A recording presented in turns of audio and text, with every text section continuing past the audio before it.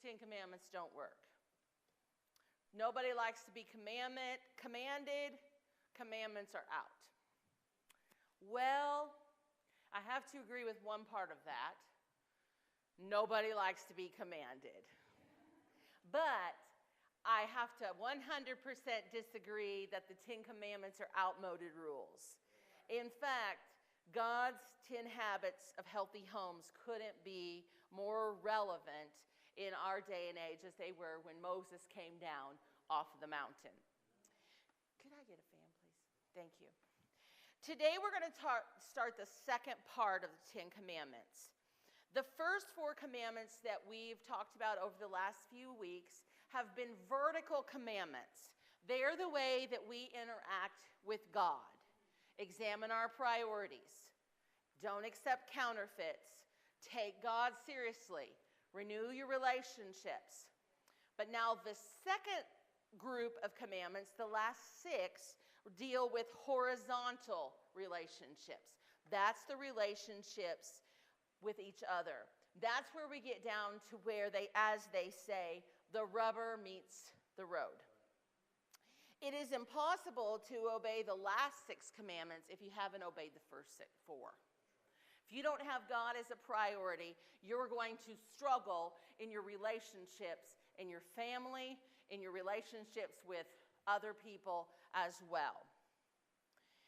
This is why we have people who are trying to maybe seek counseling for family problems, but they're not putting God first. And there's no inner relationship with God to help them, and they're going to keep struggling. In God's plan, the family plays an important role. The family's role is to offer unconditional love and lifelong companionship to its members. The family is the first church that someone knows. The family is the first school that someone knows. The first hospital. Whenever our oldest son, I don't remember what he was doing, but he got his first bloody nose. My husband's like, grab the camera, take a picture of his bloody nose. I'm like, no, let's, hold him, wipe him up. It's the first hospital. That's where you get your first Band-Aid. It's where when you start falling, you get your first. And it's also where you learn about how to have a relationship with God. It's where people learn about what their role in the family is. What's the father's role in the family? What's the mother's role in the family? How do I communicate my feelings and ideas? How do I get through life? Family provides the safest parameters to learn what's acceptable and what's unacceptable. The home is the most principal place for us to develop spiritual, emotional, and moral training. It shouldn't just happen at church, and it definitely should not just happen at school. This is a teeny tiny little soapbox, but there's these little memes you see out there, and it says, this should be taught in school. How to sew, how to cook, how to change a tire. And I'm like, no, it shouldn't. Families should teach some things because it's the family's responsibility. I don't ever comment on them. So I'm just standing up here and telling you guys so I can get it off my chest. But it is the family's responsibility to teach children how to do things. But we're going to discuss honoring our parents. But before we do that, let's identify who we're talking about. Because sometimes today, and forever, but it seems more prevalent today maybe because we weren't all raised in a home with a mother and a father who were married to each other and had been married to each other for forever. Some of us were blessed to be raised in a home like that. Some of us were not. So this is not a criticism of anybody's home. It is possible for all of us to honor our parents no matter what their condition, behavior, or our relationship with them. If it's God's will for us to honor our parents, there is always a way to obey it. Parents can be our biological parents, our legal parents, or just the parents that nurture. Maybe there's honorary parents or honorary grandparents. Why did God give this commandment? Respect begins in the home. The home is where the child learns self-esteem or their view of themselves. I'm not on the whole build self-esteem doctrine, but your view of yourself. I was talking to the baby before church. She's always so happy to see everybody, you know. And I said, everybody loves her. And she doesn't know anything different. And I'm thankful that she doesn't know anything different. Because everybody's happy, everybody talks to me, everybody takes care of my needs. That's the way that it's supposed to be, right? That's her view of herself at this point is, everybody loves me, life is good. And that's where it starts in the home. And then we have also respect for authority. My husband had a rule when we got married. He said that he would never call me the old lady. And he hasn't in all of our years of marriage. We had someone we knew, and he called his wife female. I'll get my female to do that for you. I'll get my female to do that for you. And it was like, you know, it was disrespectful. And we need to talk to each other with respect. There's no reason to be unkind or disrespectful. You can say things. Today, I was fixing up supper and doing up some dishes, and Matt said, oh, I had oatmeal for breakfast. I said, yeah, I know. I saw the bowl hadn't been rinsed out. He's like, oh, sorry. Nobody yelled. Nobody, you know, like, I wasn't mad. He knew I wasn't mad. It was like, but I still was able to say, hey, don't leave that oatmeal bowl sitting there until I get home from work because it's a mess. But, you know, we can talk with respect to each other in our homes.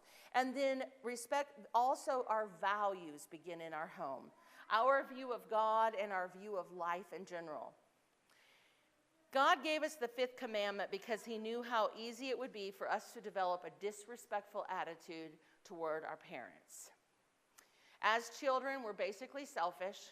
We want everything to go our way. As teenagers, we think our parents are hopelessly outdated and behind the times. As young adults, we're just so busy making a living, and as middle-aged, then we start to maybe view our aged parents as burdens. But if we want to have a right relationship with God, we have to have a right relationship with our parents. The Bible says to love God, the stranger, and our neighbor. But he doesn't ever specifically say love your parents. He says honor your parents. God, strangers, and neighbors don't put the same demands on us as parents do.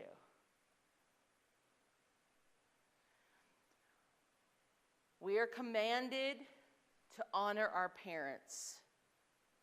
It's the best way to deal with or compensate for a tension-filled parent-child relationship. Sometimes love is hard, but honoring.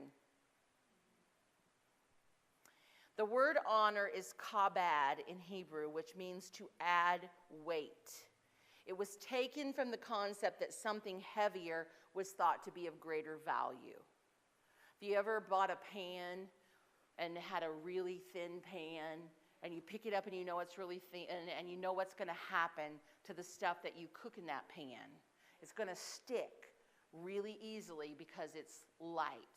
But if you've ever had a pan where the bottom is a little bit heavier, and you know that you're going to be able to cook things in there because it's heavier. That's the concept of honor. It's heavier and it has more value. We should value our parents. The Jewish rabbis taught that parents are to be honored because they are partners with God.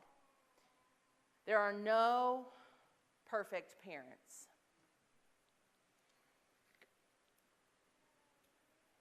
Just saying.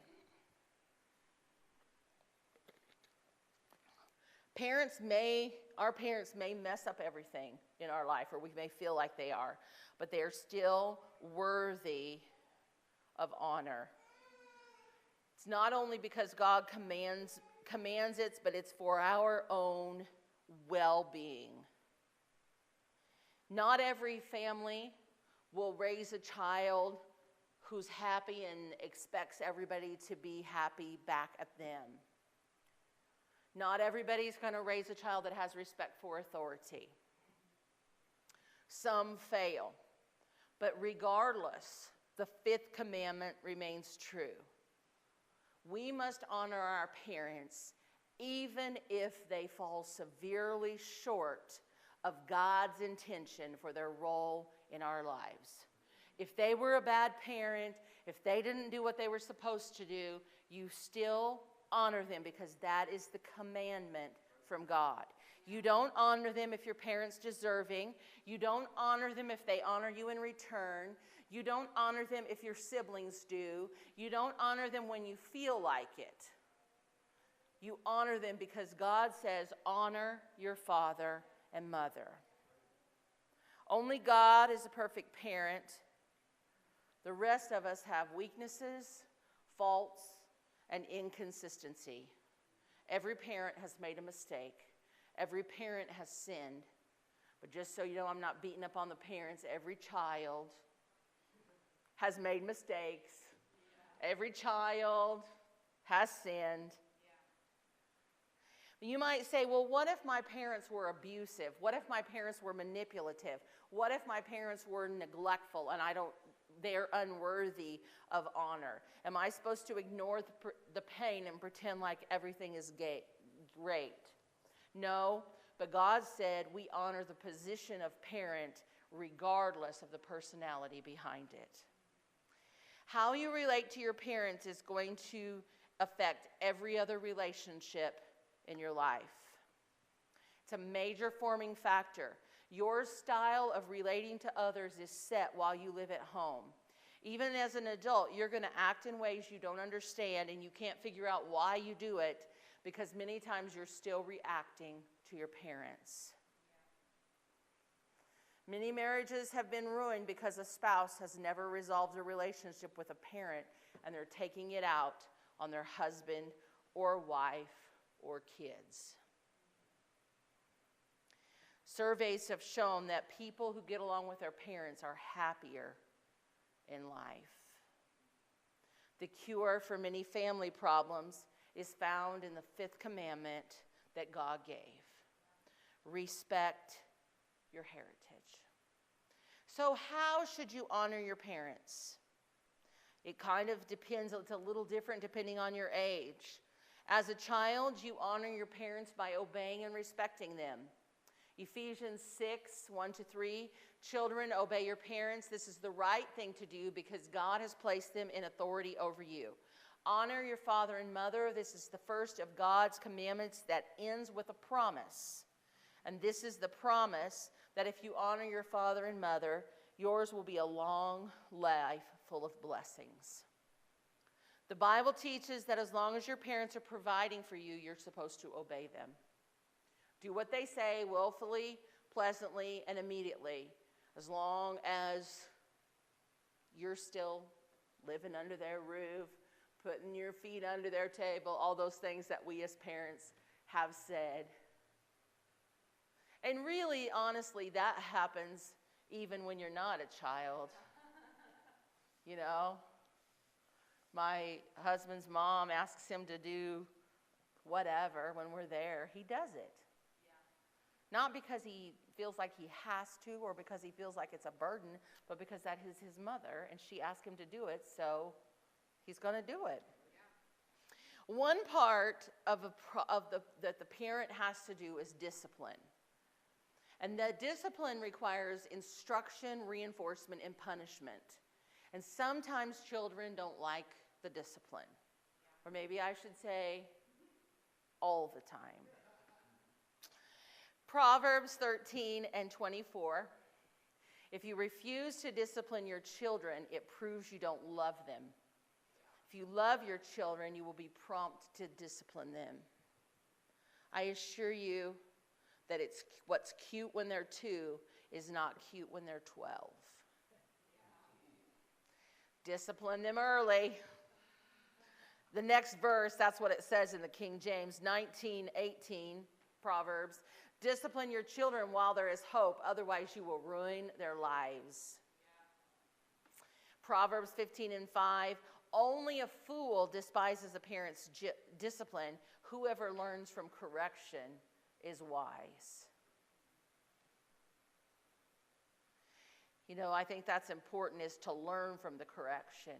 I've seen kids act sorry because they know that's what you want. I'm not talking about my kids. I'm just saying. Kids, they act sorry because that's what they want, and they know that they've satisfied you if they act sorry, but they do the same thing again and again and again. They're not learning from the discipline. How often do we do that as children of God? Yeah. He disciplines us, and we're sorry for the discipline, and we don't like what we're going through, but we maybe do the same thing again. Proverbs 22:15, a youngster's heart is filled with foolishness, but discipline will drive it far away. As you get older, as a young person, you honor your parents by accepting and appreciating them. Because as you get older, you realize that your parents aren't perfect. You start to see the fault of your parents. And that's when it becomes important that you accept them in spite of their weaknesses. Because the reality is it's really easy for us to point out the faults in our parents without seeing them in ourselves. One of the things that I've learned through my own life and through working with people over a lot of years of my life is sometimes the things that we complain about in our family, we have the same problem. And we act the same way. And we want to be really critical, and we want to blame our parents, but the reality is we follow in that same pattern. Acceptance doesn't mean they were perfect, or you ignoring their mistakes, or you even agree. Acceptance is they're your parents. And that's the end of the story. Proverbs 19:26. A son who mistreats his father or mother is a public disgrace. So you appreciate them and you listen to them. You listen to what your parents have to say. You don't despise their advice when you reach an age where you don't have to do what they say. You can disagree without being disagreeable. Proverbs 23:22. Listen to your father who gave you life, and don't despise your mother when she is old. We respect them, we listen to them, and we forgive them for the times that they may have hurt you. Because a lot of times we hurt people that we care about unintentionally, and sometimes intentionally. We hurt other people. You know, Proverbs 20:20. If you curse your parents, your life will end like a lamp that goes out in the dark. Today, it's more popular to go to a counselor and tell somebody all of our problems and place the blame for our problems on someone else. But that bitterness is self-destructive. It hurts us more than it hurts the person that we're bitter against. Speaking to a minister recently, and the minister was talking about this topic more or less, and he said the end result of all the counseling is you've got to forgive the people that wronged you. And sometimes you've got to forgive yourself. And I was thinking about that when I thought about whenever Brother and Sister Scott Smith came and they did the Breaking Chains workshop. They told all their stories. They told all of the stuff. And at the end, what did they have us do? They had us pray a prayer of forgiveness to those who had wronged us. Yeah. Parenting is difficult, time demanding, energy draining, and you know what else? It costs a lot of money. When you choose to have a child, you're choosing to do without some things that maybe you liked before, or maybe you had before. And it goes on for a really long time. After a while, you don't even care.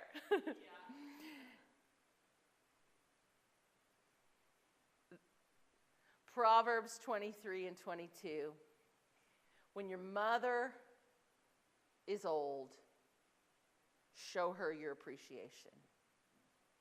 As an adult, you can honor your parents by affirming and not abandoning them.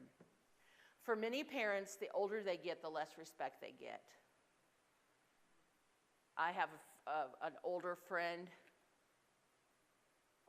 someone we used to go to church with, that lives in another place, and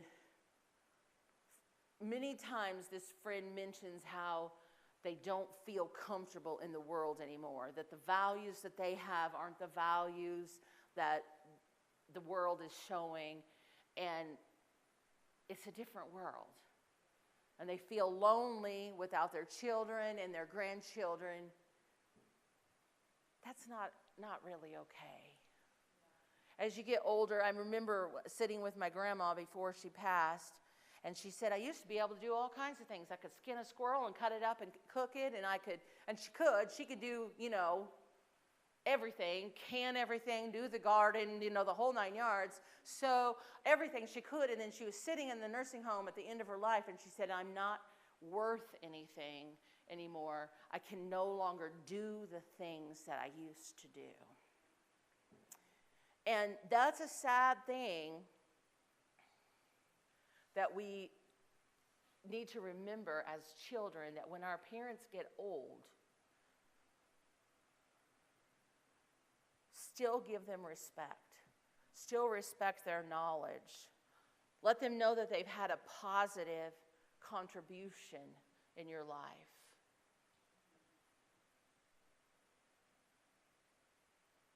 Proverbs 3 and 27, do not withhold good from those who deserve it when it's in your power to help them. Affirm your parents when they get old. Stay in touch with them. Share the details of your life with them. Seek their counsel on major decisions. It's a sad tragedy if we leave our parents all alone when they're old, because they cared for us. I always tease my kids. They're always, telling me things about technology that I don't know. And they're giving me a hard time because I have a technology degree and all that. I'm like, don't forget, I taught you to eat with a spoon. They're like, yeah, well, you don't know anything about this technology, you're right. But, and it's a joke between us, but we care for our parents when we're older. When I was talking about my grandmother being in the nursing home, there's a whole bunch of us girls, 12 or so. We were taking turns staying with her because she didn't want to be alone at night. My mom said, I said, I'll stay with you. Because, I lived in Nebraska, and we were there, and I said, I'll stay with you tonight. My mom took me aside. She said, Julie, it's not fun. It's not pretty. I said, I know. I know exactly what I'm doing. Because I'm going to take my turn staying with Grandma overnight and not sleeping. Because it's honoring your parents. And I'm not saying that to just say, whatever. I'm just saying this is an example of one way that we can honor our parents. 1 Timothy 5 and 8, anyone who won't care for his own relatives when they need help, especially those living in his own family, has no right to say he is a Christian. King James calls it an infidel, but I think this makes it really plain. Such a person is worse than a heathen. 1 Timothy 5 and 4, their first responsibility is to show godliness at home and repay their parents by taking care of them. This is something that pleases God very much. Even Jesus made arrangements for the care of his mother when he was hanging on the cross, dying for the sins of the world.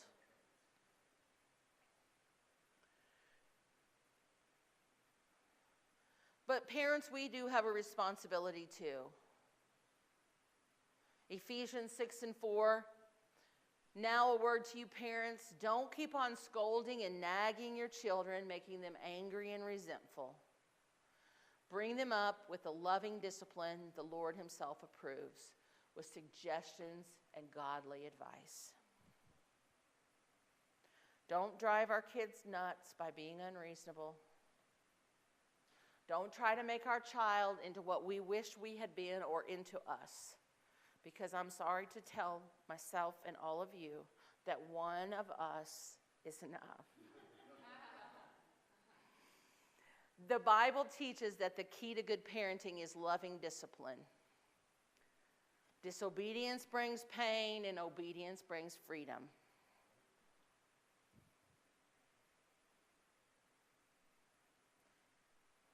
For some people, this is a painful commandment to talk about because it's easy to honor parents if they've been good, godly people. But some of us may have had parents that hurt us and devastated us. Maybe child abuse and neglect were involved. Matthew 18:6, if anyone causes one of these little ones who trusts in me to lose faith, it would be better for that person to have a large millstone tied around their neck and to be drowned in the depths of the sea. So how do you honor a parent who maybe was not honorable to you? Don't deny the pain. Don't make excuses. But if you're still angry with your parents and you're an adult, you're letting them still control your life. It takes a courageous decision to face the issue because you cannot get on with your life until you release the anger and get over it. Make the wrongs right. If you can't talk to your parents because they're no longer with us or because there's some mental illness or chemical dependency, talk to a Christian about it. Stop the cycle. God knows the pain that you feel. He can help you overcome it. And the thing that I think we need to remember is that He can even bring some good out of it if we will let Him. Those who may have been abandoned by their parents need to remember that they are a special person to God. Psalm 27:10, my father and mother may abandon me, but the Lord will take care of me. I'm going to read that again in the King James. Psalm 27:10. When my father and my mother forsake me, then the Lord will take me up. The church is a family that will last longer than your physical family. In terms of eternity, the church is important. If you have hurts in your life because of your upbringing, get involved. First of all, work on the forgiveness part, but get involved in the family of God at your church. Because the family of God is made up of imperfect people, but it is people that can love and be stable and secure. God made each and every one of us in the image of God. He made us. Before we were born and we were in our mother's belly, He knew us and He knew who we were. And He loves us. And He was willing to die for us, regardless of anything else. Sin is in the world. And because sin is in the world, many of us have suffered things that we should not have suffered.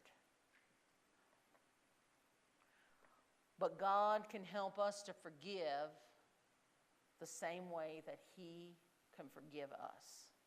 Amen? That's the way to have true freedom, is to not allow the things of our past to hold us down, but to honor our father and our mother and those in our life who are nurturing to us, even if they are not our father and mother. Amen? Let's stand together. Thank you for being faithful to the house of God this evening.